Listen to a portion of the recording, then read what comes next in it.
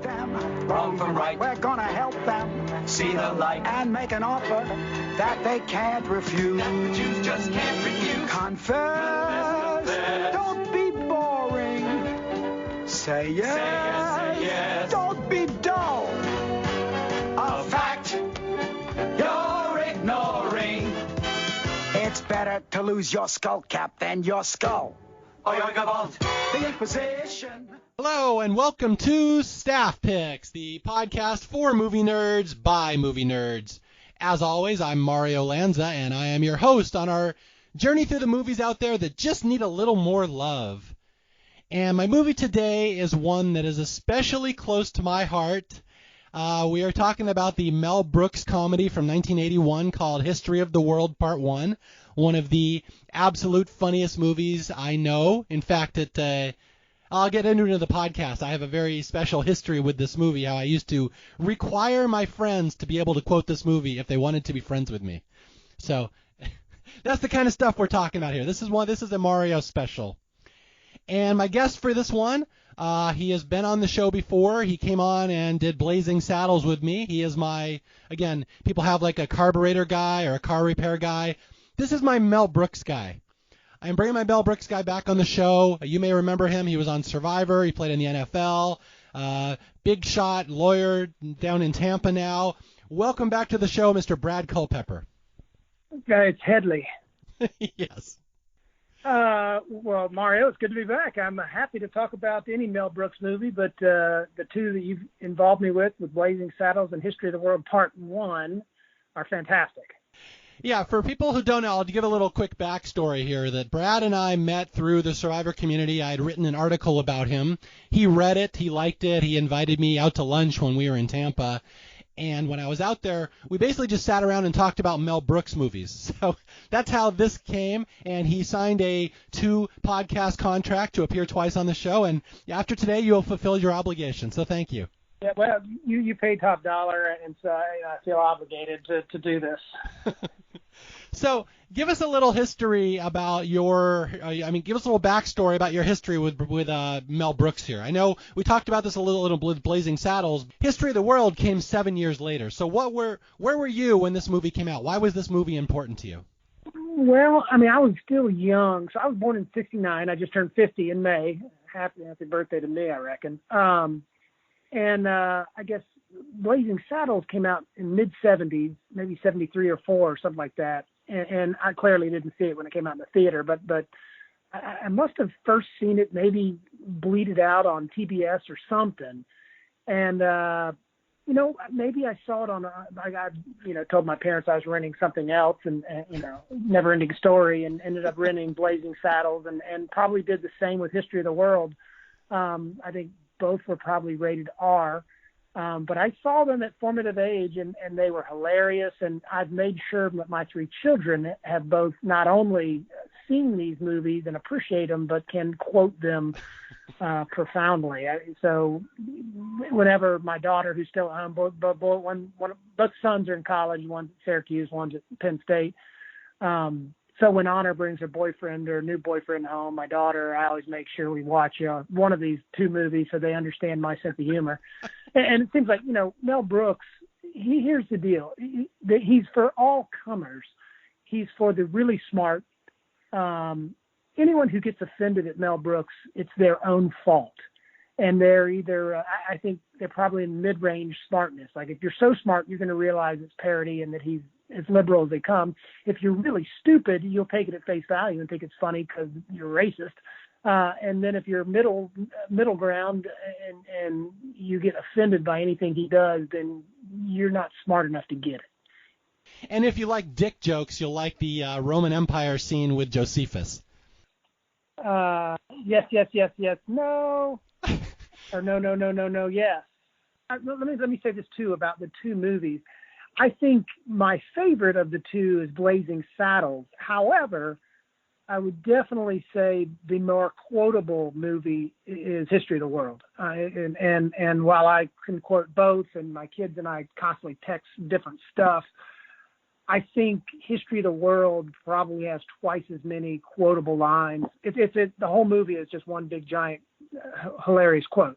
I mean, I can't tell you how many times I've sent NVTS to my daughter or to my sons about something, and they'll always get it. Wow, I had to even think about that one for a second. Okay, so yeah, to clarify here, when I met Brad and we talked about movies, and he mentioned something, he said, all my kids know the words to the Spanish Inquisition song. And I'm like, my God, Yep. that is the greatest parent I've ever met, because I've wanted to do that as well, except my kids don't like Mel Brooks movies. I cannot get them to appreciate this stuff. I would have to divorce my children if that were the case. Or we wouldn't even understand each other. I mean, we'll see somebody and I'll say, well, he is a eunuch. How many eunuchs are you looking at, Brad? Well, I don't know. Unfortunately, more than I want. Okay, yeah, I want to do my history here, that this is my personal favorite Mel Brooks movie, just because it's so funny, and the like you said, the punchlines are coming so fast. The jokes per minute in this movie is astounding. And I know Young Frankenstein is, more acclaimed, and Blazing Saddles tries to make a bigger societal point. But History of the World, for me, as someone who wanted to be a comedy writer, this is like how you write comedy. It's just joke after joke after joke. It's gold. It's gold. Yeah, and like I said, this is the movie. When I was in college, I wanted to be a comedy writer, and there was a couple movies I felt very strongly about. If you wanted to be friends with me, if we were going to be close, you had to be able to quote some movies. And this was number one on my list. Every one of my friends had to see History of the World. In fact, I remember at one point I tried to do a thing where I tried to capture all the great sound bites and sound clips as little wave files on my computer. So like you hit a critical stop on your computer and it would scream a History of the World quote at you. Huh. Yeah. See, this is what I was doing in college while you were earning a scholarship and learning a degree. Yeah, I was just chewing gum and walking at the same time because I was also doing things with Mel Brooks. Yeah, so History of the World is my big Mel Brooks movie, and then I had two other movies, and I'm curious to get your thoughts on these two. These are not Mel Brooks movies, but the other two movies that I required people to know were... Hold on, you know what? Maybe I should try to guess. Yes, try to guess. Top Secret? Top Secret is not it, but that's a fantastic guess. Haven't we met before? Well, that's the one I was thinking of. So, although if you want to give me a hint. I will give you a hint. It's my favorite comedy movie of all time, and it's half British and half American. And it came out in the mid-'80s. And not one of the Monty Pythons. Oh, Fish Called Wanda. It's a Fish Called Wanda. Good guess. Yes, that's the other one. Sure, that is a fantastic movie. Kevin Kline. I saw him on Broadway in the 70s. My parents took me to Pirates of Penzance, and he was the lead. Kevin Kline is one of the best funny men around. So, History of the World Part 1, A Fish Called Wanda, and then the third in the Mario trilogy is I specifically picked the most offensive movie I could think of because I wanted to make sure my friends could get through this. And this is a Zucker Brothers Abrams movie, and it's not Airplane. Can you think of one they did that was even more offensive than Airplane? Because Airplane is fantastic. I mean, you got the O.J. Simpson one. Mm-hmm. Earlier. Police Squad. God, more offensive. Because Airplane I made sure my kids saw Airplane. What's your vector, Victor? Yeah, I can't think. I will say most people are not aware that the Zucker brothers had a movie before Airplane. Airplane was their second. I'm going straight up Kentucky Fried Movie. I would not have guessed that. I know of that. You know what? Quite frankly, I need to see that again. I know of that movie, but I've not really dissected it. In fact, I can't even really remember it other than this certain... I know of that movie. It's pretty slapstick and crazy. It is a straight R-rated, hard R-rated comedy that verges into porn territory at times. It's one that you could never show on TV, and it was absolutely the type of movie I love to show people just because I wanted to see how they would react to this. Interesting. So there you go. Yeah, so there you go. So that's your homework. Go watch Kentucky Fried Movie, preferably not with your kids. No, yeah, they're old enough for it, but I'll check it out. Sans kids. Yes. So anyway, those are my three, but the History of the World Part 1, this is my movie. eminently quotable. And do you have any backstory? How do we want to describe this movie to people who may have never seen it before? Well, there's nuggets of truth. There was an Auto da Fe and there was a Torquemada. Mm-hmm. There was a Moses, and there was a Caesar and Jesus. So it basically kind of hits the high points, the high notes, as Madame, what's her name? Defarge. Yeah, Madame Defarge. She hits the high notes. So he hits the high notes with the French Revolution and all the rest. So it's just a brief history of the world, a little bit like a brief history of time, or what was his name? Stephen Hawking. This movie is exactly like a Stephen Hawking novel. Yes, correct. Yes. So, an overview here is Mel Brooks was riding pretty high in the late 70s. He done Blazing Saddles, Young Frankenstein, High Anxiety, one we haven't even talked about. And like every one of his movies were hilarious and awesome. And the rumor is someone asked him one day, "Hey, Mel, what's your next movie?" And he's like, "I'm going to write the history of the world," which is just as a joke. And then he just went with it. He's like, "Okay, let's just do a romp through history," which admittedly, he doesn't really cover all of history because we only have 4 scenes basically in the movie, but that's the gist of the movie. Well, and this is part 1. We're still waiting on part 2. However, this is part 1. Did you know that's actually an inside joke, that title? I just read that the other day. I didn't know that. Okay, historically, there was a guy, I believe Sir Walter Raleigh. He got locked up in the Tower of London, and he started writing a history of the world. And he only finished 1 volume before they beheaded him. Ah. And so this is Mel Brooks' homage to Sir Walter Raleigh, starting this grand scale of the entire history of everything, but only doing 1 part. Of course, well, he followed it. You had Spaceballs, which was not dissimilar to Jews in Space. But we digress. Yeah, but that's the kind of smart joke that you're talking about. Like you said, Mel Brooks has smart jokes, he has dumb jokes, and then he has obscure references to Sir Walter Raleigh. Yes. Okay, so anyway, this was not the biggest Mel Brooks movie. I don't think it was a big hit. Critics don't like it. I've shown it to people. Really? Yeah, critics didn't love this one. They said it was a little too sophomoric. Well, no, I can understand maybe at the time, but it hasn't aged well because I think this thing's aged fantastically. Yeah, it depends on who you ask. I mean, I grew up. I've seen this movie. Yeah, I've shown this movie to people my age in their 40s, and they're like, "That's not funny. I don't like it." I'm like, "How could you not like that?" But if you didn't grow up with it, perhaps maybe it's not your type of deal. Oh, but it's so funny. I mean, there's nothing funnier than Jesus. Yes. What? I mean, it harkens into the old meeting is adjourned. It is? No, you say that. What? Meeting is adjourned. It is? No, you say that. Jesus. Yes? What? I guess we're losing people who don't know the movie, but those commentaries just back to back to me are just, they're always funny. I mean, it's never not funny. And I do it with my kids all the time. Because the judge will say Jesus, and I'll say, what? He'll say, what? I'll say, yes. Brad, you are the greatest father I've ever met. Thank you. Oh, terrible.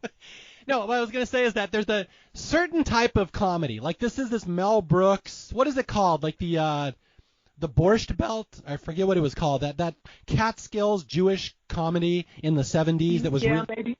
And so if you're not used to that kind of schlocky humor and puns and wordplay, maybe that's why you wouldn't get into it. But yeah, this to me is just about the funniest movie ever made. It is. I mean, like I said, as far as movies for me, and they're 1 and 1A. I put Blazing Saddles number 1, but History of the World probably has more funnier lines. That's not really a sentence, but it has. I mean, you're right. Every single you can't turn your head because you're going to miss something. I mean, everything with the Empress and Madeline Kahn is everything that comes out of her mouth is hilarious. Yeah, and just so many cameos. Like every big name comedian at the time shows up in this movie. I know Richard Pryor was originally supposed to be in this movie. Did you know that? No, I didn't know that. Yeah, they wrote the role of Josephus for Richard Pryor. So the Gregory Hines is going to be him. Yeah, I got it. And what happened is Richard Pryor had the accident where he freebased like 2 days before they were supposed to start taping, so they had to replace him. So anyway, yeah, just a collection of cameos and one-liners and actual history. Like I've actually learned history from this movie. And then I will, before we delve into the plot here, I just have to say there's one movie critic from 1981, I forget her name, but she described this movie as a celebration of bad taste, which is about the most wonderful description I can think of it. It is a celebration. That's for sure. So, speaking of the celebration of bad taste, let's start with the opening scene in this movie, Brad, the cavemen. Yeah, no, it starts out like 2001 Space Odyssey, kind of like with the music, bum, bum, bum. And the two things I remember from that portion that stick out to me is, first of all, when they digress into masturbation. Obviously, as a kid, you kind of like, what? And you're embarrassed. You're embarrassed when you see that. But then the second part of that that sticks out to me the most is the art critic. I think my kids we're always saying that here comes the art critic when we see something that we don't necessarily understand, and we feign pulling our zippers down and doing our critique. Wow. Again, the greatest household ever, the Culpeppers, where they're pissing on art. Right. Okay, yeah, for people who have never seen this before, it starts with the cavemen, and there's a little joke here in that the official genus, I believe, of cavemen would be Homo erectus. So Mel Brooks decided that all the cavemen should stand up from the primordial ooze, and they should all have erections, and their very first act as sentient beings is to masturbate. Yes. And that is the opening of the movie, a bunch of cavemen beating off until they pass out, and then a little subtitle says, "Our Forefathers." Yeah, and it's downhill from there. Yes. That's the high point of the movie. Yeah. So half of the movie critics have just walked out of the theater in the first 30 seconds of the movie. Hopefully. So yeah, so we get that, the caveman, then we go to the Stone Age, where we're learning all about how man discovered fire and music and weapons. And now you mentioned the art critic. I will explain that for people. There's a scene where caveman learns to draw on a wall, and it says the first artist. And then another caveman comes and lowers his pants and pisses on the wall, and he is known as the first art critic, which, a.k.a. the Culpepper kids. Right. And they do it with a voiceover. They've got it's like Charlton Heston, isn't it? It's like It's Orson Welles. Okay, Orson Welles. Right. So Orson, there's a it's like James Earl Jones. I mean, Orson Welles was the James Earl Jones of the time. But so it's a really profound voice, and he's narrating what's happening, and he's like, in a cave 2 million years ago, the first artist came to be, and they show him drawing something on the wall, and of course, with the birth of the first artist came the first art critic, and then shows the guy go, and then pulls the thing out and pees on it. It's really funny. Yes, it's the highest of highbrow humor. Yes. Yeah. So what else in the Stone Age? I'm just going to skim through this because this isn't really the main part of the movie. But we get the humans discovering how to laugh, and they learn that because one of them gets eaten by a dinosaur, and they all find that funny. Right, and then they learn to sing. I remember they drop rocks on everybody's foot, and they realize that they make different notes, and so they end up having a chorus by dropping feet on or rocks on everybody's feet. And then from here we move right into the Old Testament. Now, we're already plugging along here in history. We're already up to the Old Testament 6 minutes into the movie. And this one's very short, but with this you have Moses and the tablets. Yes, and of course, Mel Brooks being the loyal Jewish person that he is, you got to bring Moses in here. And I think anybody, even if you've never seen this movie, you had to have heard about, this line where it's like, I bring to you these 15, drops a big tablet, 10 commandments, all to obey. That's as famous a line as there is in all of movies. Yeah, no, totally agree. So we're already through the Old Testament, the Stone Age, our forefathers, and now we get to the meat of the movie. And this is like 45 minutes of the movie, the Roman Empire, because this is a very significant part in the history of the world, apparently. It is, and this is when Mel Brooks comes in, and of course he was Moses. I believe he was Moses, was he not? Yes, he was Moses. Right, and then he's Comicus in this portion, and he's a stand-up philosopher, which he's out of work, and he goes to the unemployment thing, and they say, a bullshitter, and he's like, yeah, I guess I'm bullshitter. And just like anybody who has unemployment, did you bullshit last week? No. Did you try to bullshit? Yes. One of the funnier lines in there. And that's when you have Josephus, who is Gregory Hines, comes in, and he ends up offending someone. And since he's a slave, he can't do that. And they go through. It's funny. I remember they asked all the people around if they can guess what happens when you strike somebody. There's Roman citizen, and there are a lot of unusual guesses. Sometimes they say gas chamber, and that'll never catch on. Anyway, and send them to the lions. Let's not gloss over some of the jokes here. There's a ton of little background jokes and Roman jokes and language jokes in this movie. And one that Brad talked about earlier is NVTS. Now, if you look at old Roman art, they don't do the U, they do the V. So everything in this movie, when they're talking or spelling something out, they'll always put the V. And at one point, someone says, "You're nuts," N-U-T-S, but in Rome, of course, that would be NVTS. So that's what Brad was talking about earlier when he's quoting that. Nuts. Yes, although I will say also here that, I actually learned history from this movie, that to this day, I know what kind of columns there are in art, and it's because of this movie, because there's a column salesman, as they're all walking through the Roman plaza at the start. This guy's selling columns, and he's like, Ionic, Doric, Corinthian. And to this day, that's how I remember that. No, that's smart. I learned more than Spanish Inquisition, but I can definitely see how you can learn it from there. I think, speaking of cameos, doesn't Hugh Hefner make a cameo in there somewhere? It's during the Roman times, I believe. Yeah, Hugh Hefner is introducing the concept of a centerfold to all the hot Roman girls.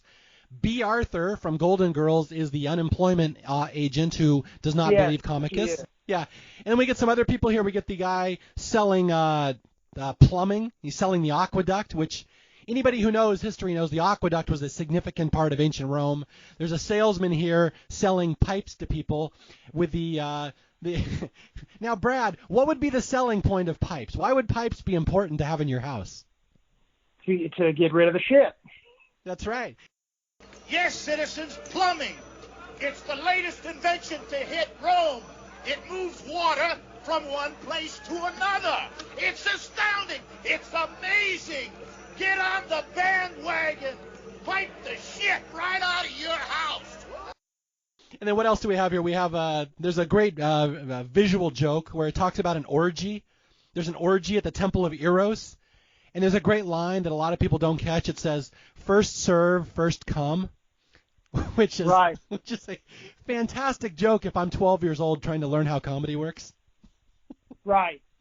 That one, and when she says her assistant's talking to her, somebody waits while the master baits. Yes.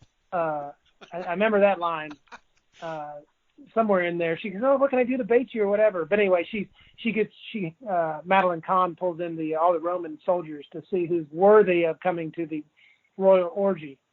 She goes and she has them pull everything out, and she names them all off in a song saying no, no, no, no, no, yes, and then she picks about 3 or 4. The last one is a big yes. Okay, the masturbates joke, I have to go back to that because you brought it up. One of the greatest setups to a joke I've ever heard in a movie, because it comes out of nowhere, and it's just wordplay. It's just Mel Brooks doing wordplay.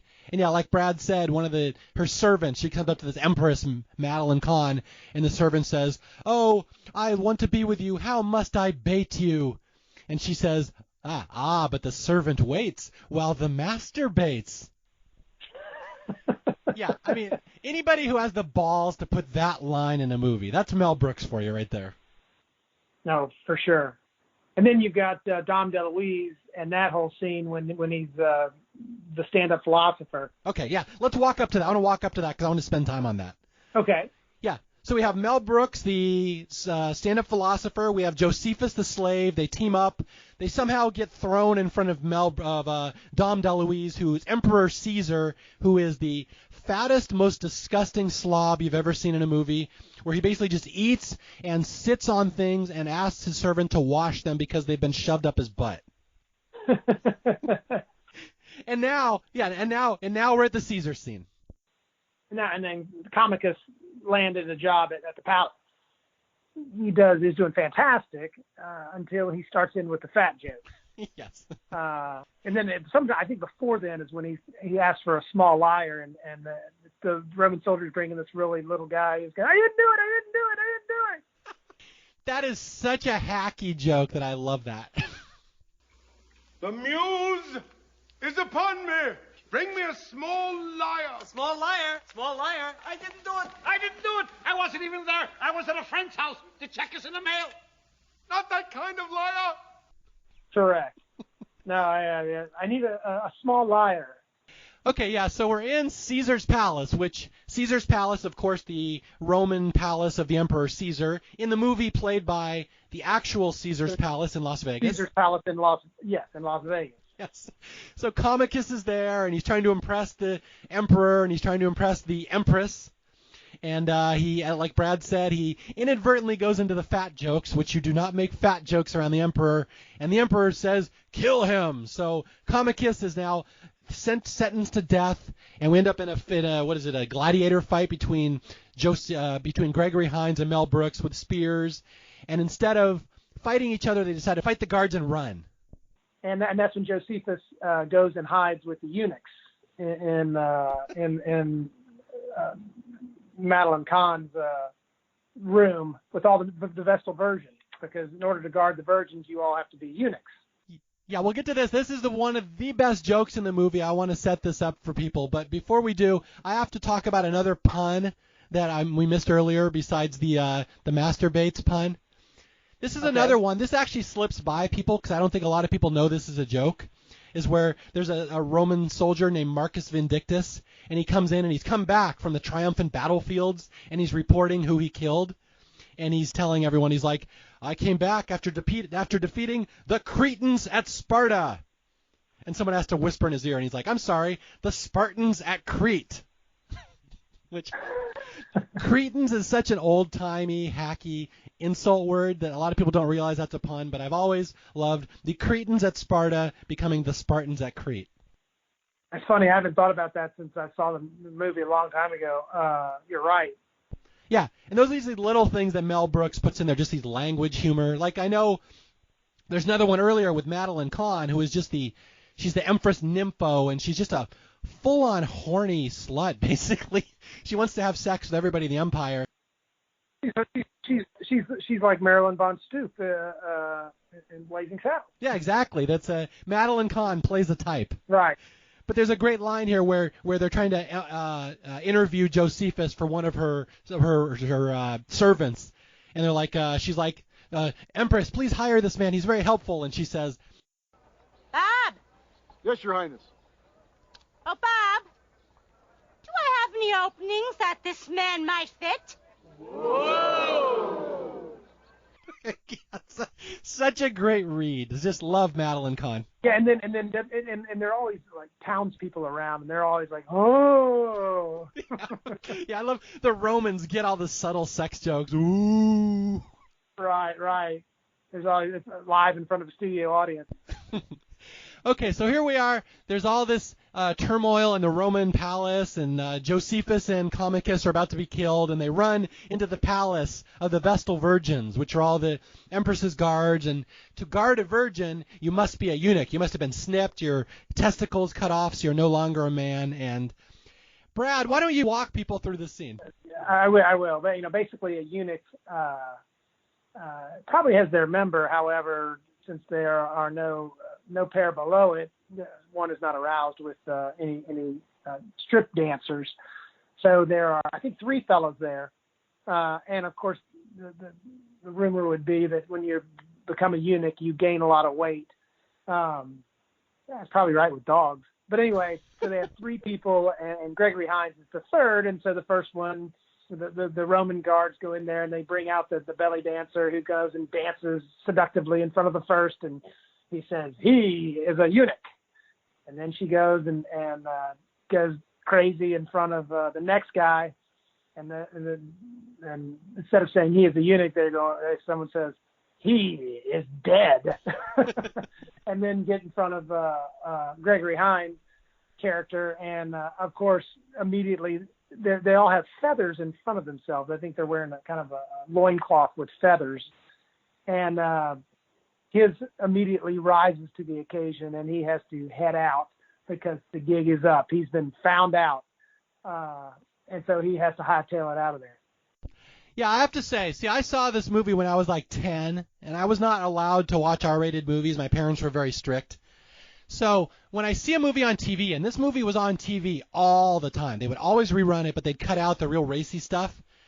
But they left in enough of this scene that it inspired me so much. The Caledonia, the most erotic dancer in Rome, giving the boner dance to a bunch of eunuchs to see if anything pops up. I could not tell you how formative that scene was to a little kid who loved comedy. For sure. I mean, there's certain things, you remember the Beans part of Blazing Saddles. This is one of the cornerstone events of this movie that everyone remembers. Even to this day, someone could just say the line, "Caledonia, do the highly erotic temple dance in praise of Eros." And I'm like, oh God, I have to watch this scene because I love it so much. And yeah, if you've never seen it before, it's Gregory Hines with a feather in front of him being tempted by the erotic dance, and his feather just slowly rises up as if it's an erection, and such fantastic comedy. It's simple, but it's funny, and it's always funny. Although there's another line here where Mel Brooks, of course, not shy of using racial epithets and racial humor, because pretty much anything goes in a Mel Brooks movie. There's the line here where Gregory Hines, black guy, his boner goes up, and they're like, "The jig is up," and he's like, "And gone," and he runs away. Ah, which that's a very old-timey ethnic slur that you may not know, but Mel Brooks slipped it in there. For sure. No, I didn't really think about that. That sounds like Mel Brooks. That sounds like the guy who wrote Blazing Saddles. Yes. Okay, so Comicus and company have escaped Caesar and escaped all the guards, and they're running, and they're basically trying to get out of Rome, and they have to pretend that they're Roman citizens. They have to dress up as members of the Senate. And I got to say, Brad, this joke right here is not one of the best jokes in the movie, but I love it because there's no reason for it to be in here. When Mel Brooks starts making fun of Latin. Huh. I don't know that I remember this. Okay, yeah, there's a bunch of Roman citizens walking by Josephus and Comicus, and they're like, "Quid pro quo," and they're just spouting off like Roman words, and one of them says, "In Tranconia, sic transit Gloria," and the other guy looks at him and goes, "I didn't know Gloria was sick." That's funny. I mean, I need to watch it again to pick up all those obscure little lines. But you're right. It just happens every second. There are things you miss. All I remember, I remember them having the Senate meeting, and maybe we raise and give money to the poor, and they all get together. Fuck the poor. Yes. Although they do repeat the Young Frankenstein walk this way gag. Do you remember that? Yes, they do. That's good seeing on that. Yeah, Mel Brooks rips off his own movie because in Young Frankenstein, there's a scene where Marty Feldman says, "Walk this way," and he does this little weird walk, and everyone just imitates him. They do that exact same joke here in History of the World, right here in the Roman Senate. So look out for that. It's Mel Brooks playing homage to himself. I do that, and I drove Rex back up to Syracuse this weekend, and we had a walk this way moment at some point. We didn't know where something was said, so I said, "Well, let's walk this way." And so we both immediately started kind of dragging our legs. It was kind of funny. I love that. I want to do that with my kids. They will not bow down to the altar of Mel Brooks like your children have. Eventually they will. Eventually, as they get older and more mature. Well, or less, one of the two. I'm not sure. No, there's no difference. Okay, so here's a history joke that I love so much in the scene where they're running through the Roman square and they meet Oedipus. Oedipus is walking through the town and he's blind and he's hitting his head on things because he can't see. Anybody who knows the play Oedipus knows Oedipus slept with his mother and then out of shame plucked out his eyes. Killed his son.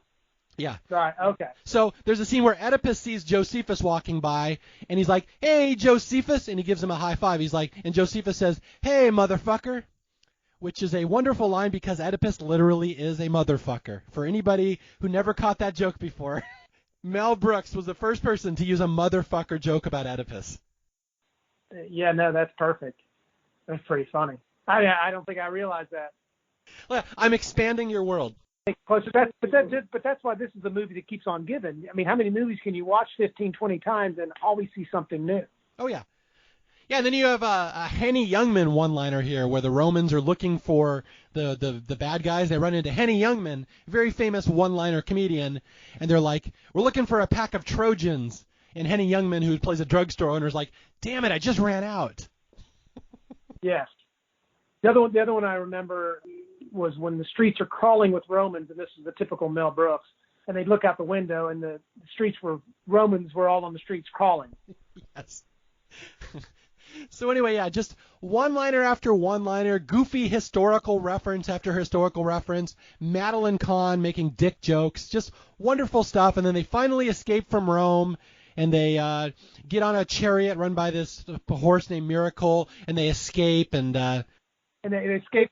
They escape with one of the virgins too. I remember that real cute girl. Oh, that's right. I forgot they got a virgin. So Josephus is going to score here. Yes. And the horse's name is Miracle. And it's like, we need a miracle. And it so happens the horse comes by whose name is Miracle. And so they're saved by a miracle. And then, of course, they're out racing the Romans who are chasing them from behind. And they run into a marijuana field. And Gregory Hines gets a good idea. So he says, pull over. And he goes and he clips the marijuana leaves and makes the biggest joint I think anyone's ever seen in movies. Would make Cheech and Chong proud. Smokes the joint as they're leaving, and the smoke behind confuses and stops the Romans. And they end up, they don't really give a fuck. They're like the fall of the Roman Empire. Oh, really? I don't care. They start dancing together or something, like holding arm in arm.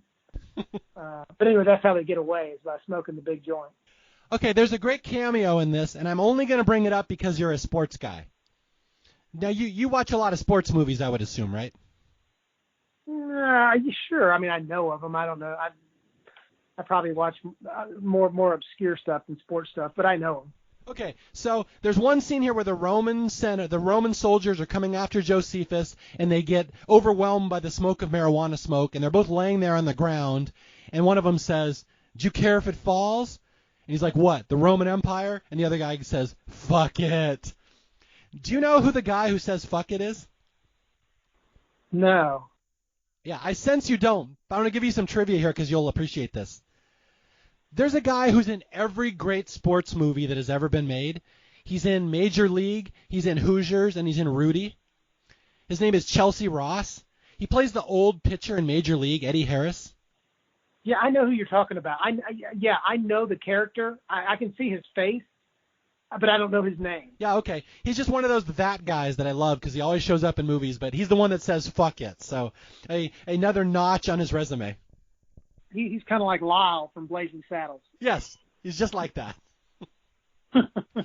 Okay, so Comicus and Josephus have escaped the Roman Empire, and it's a happy ending. Oh, and they also run into they there's a famous scene where they come up to Moses is parting the sea, and he's actually getting arrested or getting robbed, and he's holding up his arms, and the sea parts, and they go take their miracle, and they escape through the water, and you've come to find that Moses is there getting jacked. I was going to say, when I was a kid, that was my favorite joke in the movie. Out of all the great jokes in this movie, that's my favorite, where they come up to the water, they need to cross it, Moses is there, Moses raises his arms and parts the sea, and they say, "Oh, what a wonderful man," and 2 seconds later you find out it's because Moses was being mugged with a crossbow. I think the first thing I got out of that is like, well, wait a minute, that's a different Moses than I saw earlier in the movie. Oh, so you found a continuity error in the movie. I did, because it was not Mel Brooks when this Moses, was he not? It couldn't have been because he was comic. No, wait, it was Mel Brooks because after he gets mugged by the crossbow, he's like, "You son of a bitch, an old man can't even live anymore," and it's clearly Mel Brooks doing his Jewish voice. So I think it is Mel Brooks. Is it? Because my memory is that it was someone else, but maybe you're right. I mean, I've seen this movie like 500 times, so I would. Yeah, well, I'll defer to you. I would place money. I probably know that. Yeah, I definitely. If there's a conflict between you or I defer to you on this because I've probably only seen it 10 times, which is a lot for me. Let the Wookiee win, as they say in Star Wars. Right. All right, so they've escaped the Roman Empire. Now we get to the scene that Brad had inferred or had referred to earlier, the Last Supper scene. And I will just set it up. I will set it up, and then I'll let you do all the punchlines. That they go to a restaurant and they try to get jobs so they can hide anonymously from the Roman soldiers. And they happen to be waiters at the Last Supper where Jesus is talking to his disciples. And take it away, Brad Culpepper. Oh, I don't know all the jokes, but it's really one of the funniest parts of any movie I've ever seen. And basically, Mel Brooks is serving Jesus and the 12 disciples, and the special is mulled wine. Jesus is always talking, this could be our last supper together, and then he goes, but one of you has already betrayed me this night. And all the apostles say no, and then Mel Brooks comes in, Judas, and Judas jumps up and scared, and he goes, hey, would you like some more wine? And I mean, it's so funny. No, leave us alone. He goes, all right, Jesus. And then Jesus looks at Mel Brooks and says, yes. And he goes, and Mel Brooks goes, what? And he goes, what? And he goes, what? And Mel Brooks gets frustrated and says, Jesus. He's like, yes. He's like, what? And he goes back and forth, and he says, nothing. And then at the end, Leonardo da Vinci comes in and says, all right, we need a picture. And so they all gather. Well, this isn't going to work because I got the backside of one of you. So he goes, all on the other side, everybody on the other side. And so Mel Brooks is in the famous Leonardo da Vinci painting of the Last Supper as the waiter. And we also learn in this scene that Mel Brooks, the waiter, asked Jesus the most important question during the Last Supper: is this all together or is it separate checks? Ah, yes. That is the end of the Roman Empire. It ends with a double blasphemy scene of Moses being held up and then Mel Brooks ruining the Last Supper. So Mel Brooks is taking no prisoners at this point. And speaking of taking no prisoners, I think that leads us right into the Spanish Inquisition. It does. It's funny, the first time I watched this movie, I think this was probably my least favorite part. Mm-hmm. I don't know that I understood it as well, but as I've gotten matured and older, it's fantastic. I mean, the whole, it's basically somewhat of a musical portion. He sings the whole time. Mel Brooks is Torquemada, who was, in the 1500 or 1400, was kind of in charge of the Catholic Church and the Auto de Fe, which was basically, rounding up all the Jews and torturing them. I mean, if you were practicing Jewish, because they basically converted everybody to Catholicism, but if you were still practicing as a Jew clandestine, or your neighbor said you were, then they basically tortured you, and you told them that you were a Jew, and then they essentially killed you, mm-hmm. which was really something that happened. There was a real Spanish Inquisition, and it was horrific. And they would tie weights from your ankles and drop you, hang you, 40 feet in the air, and then drop you at intervals and burn you and do all kinds of stuff. So anyway, it's a musical with Mel Brooks as the lead Catholic, torturing the Jews until they bring in the nuns. Yeah, okay, so if you guys have never seen this scene before, it's hard to prepare for it. That, like Brad said, the Spanish Inquisition was a real thing. It's basically, not that dissimilar to the Holocaust in the 20th century. Correct. Where Jews were just tortured and killed for their amusement. And Mel Brooks decides, I'm going to make a jaunty musical out of this. And like I said, like he's very well respected now for making musicals on Broadway and stuff. He did The Producers. This was really, I think, his first attempt at doing that, of taking something super offensive and doing a full-blown, stage production out of it. Now, he started in The Producers back in the 60s. They had a Springtime for Hitler. Right. But, man, the production value on this one, the Spanish Inquisition song, is astounding. And, like I said, if you got to see it at least once in your lifetime just to see what kind of balls Mel Brooks had, that he basically turned the Holocaust into a song and dance number. Ought to say, it's what you oughtn't to do, but you do anyway. And then it says, I'm just remembering lines, Tokamata, don't beg him for forgiveness. Tokamata, don't ask him to save you. Let's face it, you can't talk him out of anything. Like my daughter always says, you can't talk him out of anything. I love your daughter. She's awesome. She's making Torquemada references. Here's her gig too. She just scored a 1490 on her SAT. That's really high for those that don't know SAT scores. There's probably 500 points higher than me. But anyway, so she's high intellect and totally gets all these jokes. So I did a good job with them. But you have who's the little Jewish comedian? He's one of the Jews that they have torturing. Yeah, Jackie Mason. Jackie Mason, that's it. He's one of the ones. And then at the end of the homage, they bring in the nuns, and the nuns are basically swimmers, and it harkens back to the 20s and 30s, back when they used to have these huge Cecil B. DeMille type productions with all the choreographed swimmers with overhead shots in the pool. They basically, drowned the Jewish people, but they're doing them with nuns who are all wearing bathing caps and all in unison, doing a beautiful, it really is a choreographed swimming scene, like they do in the Olympics, with the, I don't even know what you call it, but they've got about 50 or 100 nuns that are doing the swim scene. Yeah, and I have to reiterate here, like, Mel Brooks is Jewish in real life, so he can kind of get away with this stuff. He can kind of take the sting and take the power out of some of these images in history by just mocking the shit out of them, and that's kind of his rationale here. Like, they have full Jewish guys on, like, roulette wheels and Jewish guys on slot machines and, like, people being thrown into Iron Maidens, and Torquemada's dancing around and tap dancing. And I think they do a Walk This Way reference here, too. They throw it back here again.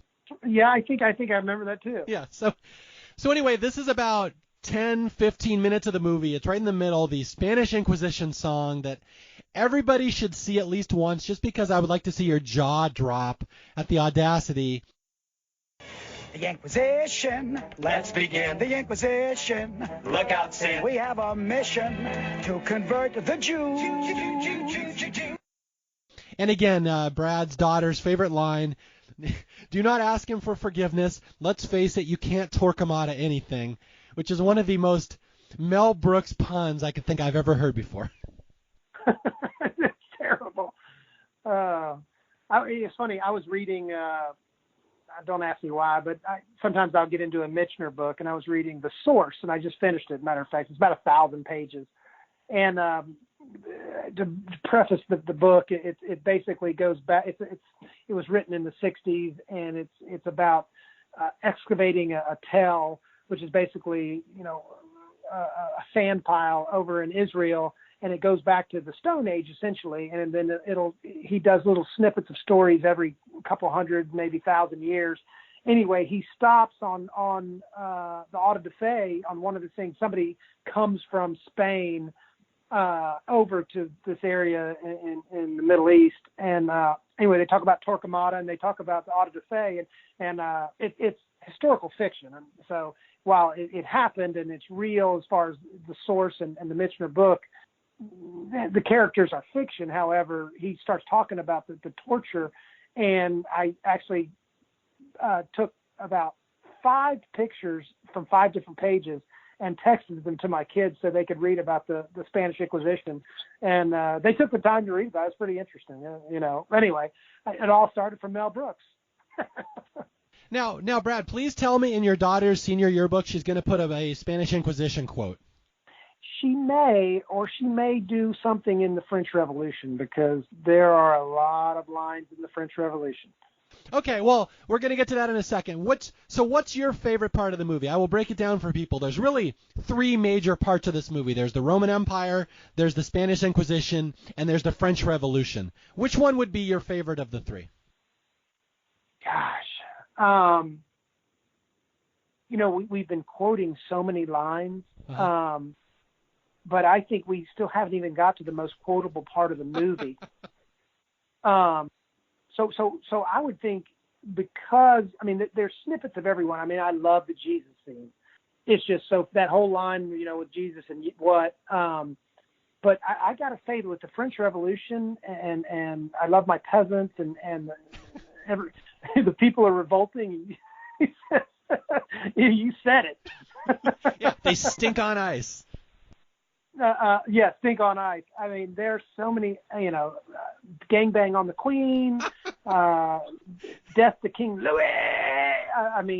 I think the French Revolution has got to be my favorite part. What do you mean? What do you mean you don't do it? I just did it, and I want to do it again. I am right there with you. The French Revolution is my favorite part. Yeah, no, and I can't tell you how many times I've told my kids that they look like the piss boy. And they follow up on cue that I look like a bucket of shit. I am proclaiming this right now. Brad Culpepper has the greatest house ever. My wife would beg to differ, because she thinks it's horrific that we go around saying that, and she doesn't really understand. But you would be a welcome addition in this house. So you heard it here first. Brad just invited me over to his house. It's on record now. Yes. Okay, so we're going to go into the final part of the movie, the French Revolution, which I would consider the high point of this movie. And it's really, we're in 1789, and things are dire in France. The King Louis has all the money, and he doesn't care about his peasants, and everyone is starving. And this is the story of Madame Defarge, played by the wonderful Cloris Leachman, who is just this old, creepy woman trying to start a revolution.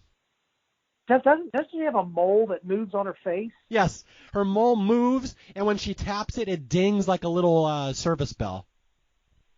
I haven't even thought about that mole. It's kind of like Old Boy's hump in Young Frankenstein. Doesn't that move around? Yeah, it's the same deal. He's just doing the same shtick. So anyway, Madame Defarge, again, the creepiest, grossest woman ever, much like if you've seen Kingpin, the landlady that Woody Harrelson sleeps with. That's Madame Defarge. Yeah. She has gathered the scum of Paris, and she literally refers to them as scum, which I always like. No, dumb scum. And she starts laying down the law, why we need a revolution. She says, we have no rights, we have no say, we have no dignity. And this is the line that I used to have on my computer. It would play all the time, a WAV file. She goes, we are so poor, we don't even have a language, just a stupid accent. Right. I do remember that. Yeah. And then one of the peasants pops up. She's like, she's right. We all talk like Maurice Chevalier. Ho, ho, ho. And of course, after they repeat after me, and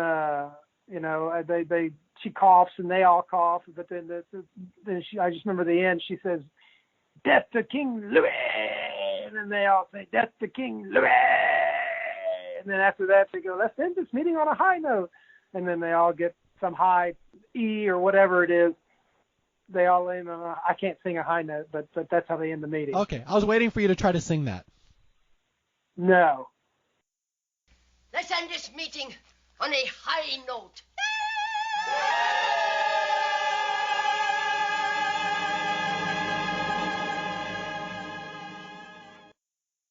Sure. But and then it moves into the castle, and where Mel Brooks has two positions, one of both the king and one of the piss boy, which it harkens to the is that Tale of Two Cities? No, it's the Man with the Iron Mask. Man with the Iron Mask. Okay. Yeah. So Mel Brooks plays a double, the king and his double. Yes, he plays the piss boy and the king. Although, we are glossing over two of the greatest characters in this movie, Brad. We forgot to mention the Count de Monet and his sidekick Bernays. I actually have an assistant at my law firm, and her name is Bernice. And I always am telling her, don't get saucy with me, Bernice. And she has no idea what I'm talking about. I cannot believe there's that kind of comedy floating around out there and somebody doesn't get the joke. That kills me, Brad. As a comedian, that kills me. No, I know. And I can't even explain it, because how do you tell them, look, there's a Harvey Korman character, and there's somebody named Bernays, and he always, and they may be gay or not or whatever. It's funny, little side note. So Rex and I went to dinner, and we were talking about Star Wars and the canon, and talking about if we had to rank the Star Wars where we could. Obviously we put Empire Strikes Back is number one. And then I said, Rex, you know what you need to tell people? That number two in the Star Wars canon, and both, you need to say your favorite actor in all of the Star Wars, even including the Solo and the other one. I go, Harvey Korman needs to be your favorite Star Wars character. And he's like, what are you talking about? I go, he goes, de Monet? I go, yeah, Hedley Lamar is in Star Wars. And he's like, no, he's not. I'm like, you have not seen the Star Wars Christmas special. Have you seen the Star Wars Christmas special? I have. It's terrible. It's on YouTube, and do not watch it. I'm warning people. It is unbelievable bad. It is so. It's The Room bad. What a story, Mark. No, it is. And so Rex had never seen it, so we watched. So we were sitting there waiting on dinner. It took forever, so I kind of showed it to him with Harvey Korman playing like 3 different roles within that special, and he's like, oh my God, he is in there. I'm like, this now needs to be your number 2 best Star Wars behind Empire Strikes Back. Tell anybody that you like the Christmas special better, because it's got Han Solo, it's got everybody. It's unbelievable that they made that television show. They have like REO Speedwagon in it. Oh my God, it is so bad. But anyway, I digress. But Harvey Korman is in that Star Wars special, and Harvey Korman is one of the classic greatest actors in all of Mel Brooks history. For people who have never seen this, Harvey Korman plays the King's number 2 man. His name is the Count de Monet. The money. Yeah, that's the thing. If you've been through French class, if you've ever studied French, in French 1, if you see de Monet, someone will always say de money. And so Mel Brooks decides to play with that. And so the Count de Monet, who is one of the most, aristocratic, stuck-up guys around, every time people see him, they say, Count de Money, Count de Money. And he gets so infuriated that nobody can pronounce his name. And it's one of the greatest running jokes in this movie. And that's the one thing that when Brad and I were setting up this podcast, all I said is, be sure to count de Monet. And he said, Count de Money. So, we know immediately what we're talking about. And the Count has this foppish sidekick named Bernays, who at one point the Count says, don't get saucy with me, Bernays. And again, I don't like explaining jokes to people, but if you know there's a sauce called Bernays sauce, the joke becomes much funnier. But it's a classic, and that, which harkens back, the whole joke with de Monet is like his name is Hedley Lamar instead of Hedy Lamar, who's an actress in Blazing Saddles, and he's constantly getting called Hedy, and he's always correcting her. It's Hedley. And just like this one, it's de Monet. It's de Monet.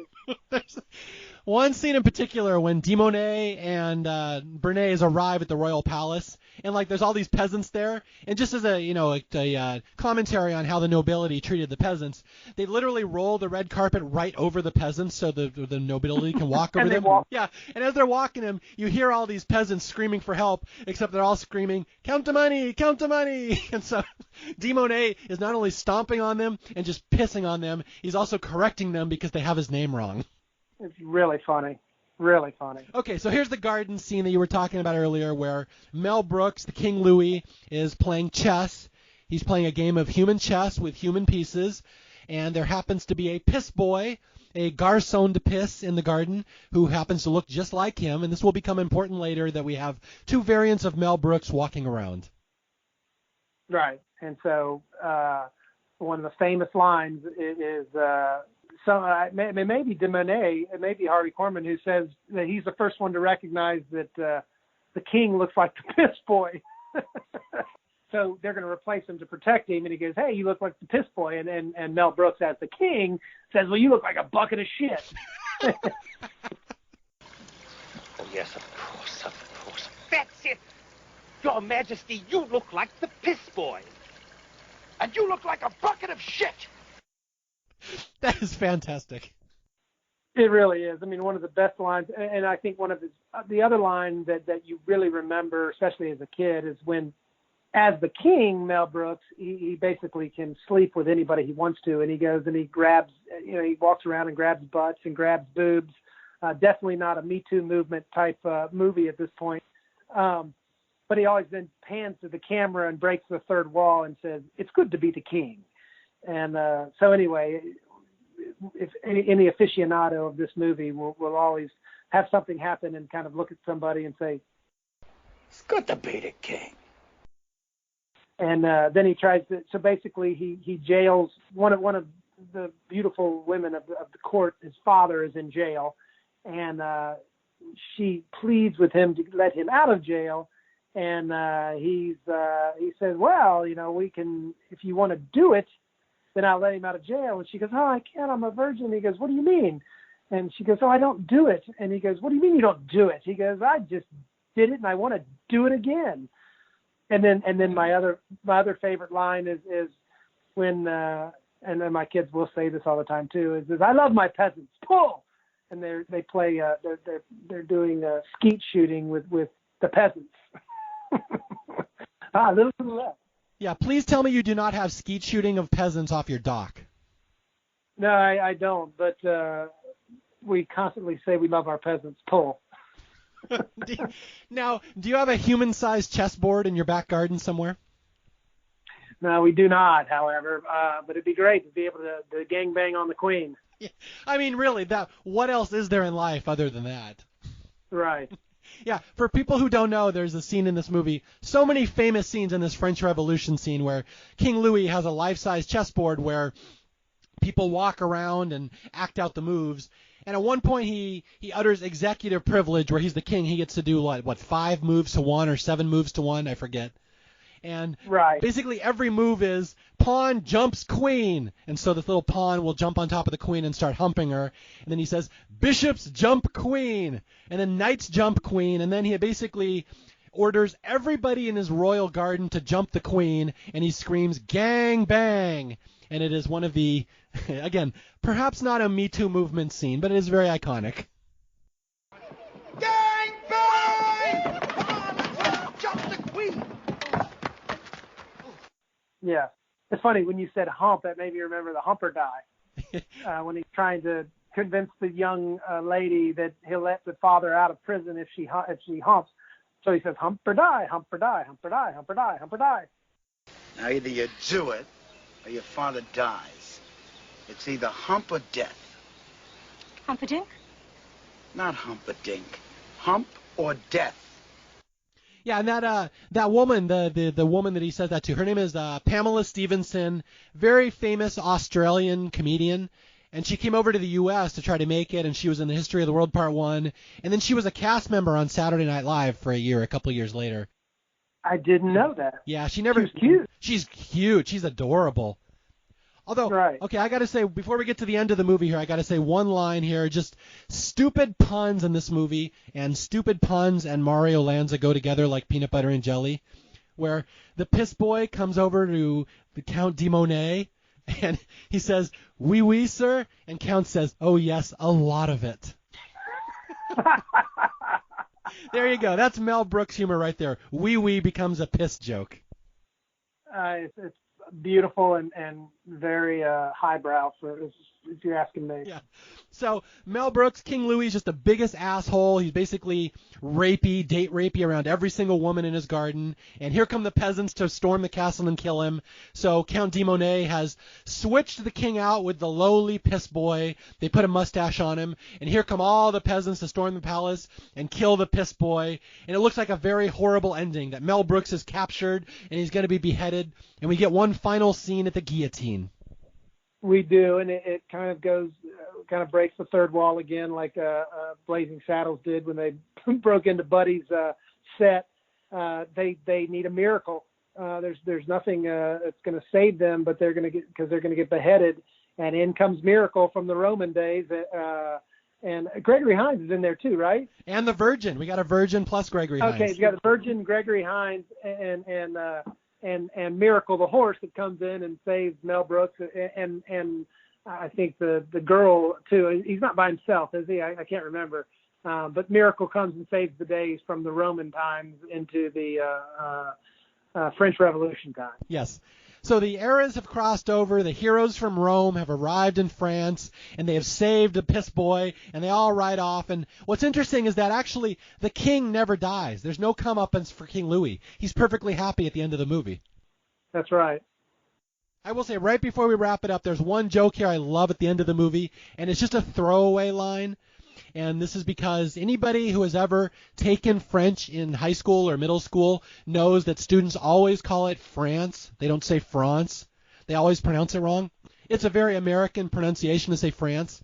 Huh. And so I will say, when Madame Lafarge comes up to arrest King Louis, she says, "I arrest you in the name of the people of France." And someone actually has to correct her, and they say France. And she's like, France. So the leader of the French Revolution even forgets how to pronounce France. I should point that out. That's funny. I didn't pick that one up, but like I said earlier, you can watch this movie and always pull something out. And so that is the end of the movie, History of the World Part 1. We've gone through 4 distinct eras of history, and apparently that's it. The world is okay now. Although, Brad, there are previews at the end of this movie that everyone tends to remember. Right. The one that I remember vividly more than anything was the Jews in space. And actually, remind me of the other ones too, because I was thinking, God, these all could be pretty funny.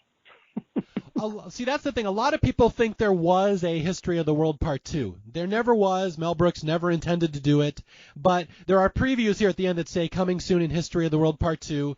And the ones they show are Hitler on Ice, which is the dancing, Hitler on Ice. Yeah, dancing Hitler. Which is that's not dissimilar to the producers. Oh, exactly. And then we have a Viking funeral, which is kind of forgettable. Yeah. People forget that one. And then you have Jews in Space, which is all about these Jews flying around in a little Star of David fighting off Goyim, which is but it's got a fantastic theme song. And I'll give you a little trivia that they reused that theme song later in Robin Hood Men in Tights. It's the same song. Ah, I didn't know that. It is a bit of trivia. And Robin Hood Men in Tights is pretty funny. That's another very good Mel Brooks. I think that was obviously more recent. Although that was like Dave Chappelle's breakout, wasn't it? It was. That was the first movie he was in. But that's probably for another day. For another day. No, like I said, you have done 2 of your Staff Picks commitments. You have fulfilled your Columbia House obligation. You are no longer obligated to appear on Staff Picks anymore. But, again, we've gone through 2 of my favorite Mel Brooks movies, and I was really glad you were here to do this, even though I swear we skipped over like 70% of the jokes, but I think we gave people the gist of it. Well, we'd have to stay here for 3 days in order to get all the jokes in all those movies because they are so rapid. They are, and each one trumps the next, and one's not more funny than the next. But it's like there's only so much our human mind can absorb at one time. Yeah, exactly. Now I have to end this with a story here. This is more for my listeners than for you, Brad. But I work in Tampa. I actually go out there and fly out there like 5 times a year now. So I drive around and I'm near where Brad lives. And Brad has these billboards advertising his law firm, Culpepper Curland, and they're all over the place. But what's funny is there's a competitor, Brad. I'm sure you're aware of your competitor. There's another guy who has just as many billboards around Tampa, and his name is Dennis Hernandez. And underneath it says Harvard educated. Are you aware of him? Yeah, I know who he is. He doesn't have as many as I have. Yeah, he's got like a Harvard law degree and a Duke undergrad, something like that, or one or the other. His billboard was taken probably 20 years ago. So I just wanted to say that there's pressure now that people are asking me to get Dennis Hernandez, your competitor, on the show to do Young Frankenstein. Yeah, well, good luck with that, because there's not a single lawyer in town that understands Mel Brooks like I do. Thank you. That's what I wanted to hear. I want you to crush Dennis Hernandez like the cockroach that he is. For sure. Don't get soft on me, Bernays. All right. Thank you again for appearing on the show. Anything else you want to say before you sign off here? Nah, we're good to go. All right. Just for my listeners, just please go appreciate Mel Brooks like we do. This is such a formative guy, formative comedy writer for people who grew up watching comedy and love comedy. And I could not say enough about how much I love History of the World. So, again, thank you, Brad, for stopping by. My name is Mario Lanza. This is Staff Picks. If you need to reach me, you can reach me at staffpickspodcast@gmail.com or on Twitter at Mario J. Lanza. And until the next time, I'll be out there searching for more movies that deserve more love, and I'll try to find somebody interesting to come on and talk about them. I'll talk to you guys later. You look like the piss boy. You look like a bucket of shit. Bye. The Inquisition, what a show. The Inquisition, here we go. We know you're wishing that we'd go away. So come on, you Muslims, and you Jews. We got big news for all of you. You better change your point of views today. Cause the Inquisition's here, and it's here to stay.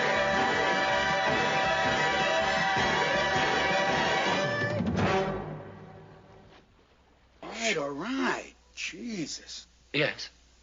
What? What? What? Yes. Jesus. What? Yes. What? You said what?